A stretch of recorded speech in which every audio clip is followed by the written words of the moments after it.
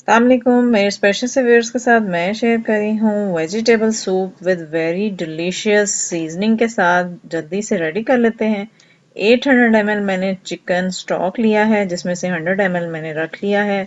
Cover करके boil आने तक कुक कर लेते हैं। अब इसमें मैं शामिल कर रही हूँ मटर 1/3 कप। थोड़ा टाइम लेते हैं मटर, साथ ही नमक 1 टीस्पून ऐड किया है और white paper half tea spoon add करके मिक्स कर लें और कवर कर लें। 70% कुक कर लें। बाकी वेजेस में कैरेट है और कैबेज है चॉप 1/3 कप। येलो कैप्सिकम मैंने 2 टेबलस्पून ली है कलर के लिए। कवर करके बॉयल आने दें और अब इसमें ऐड करेंगे सिरका 2 टेबलस्पून जाएगा।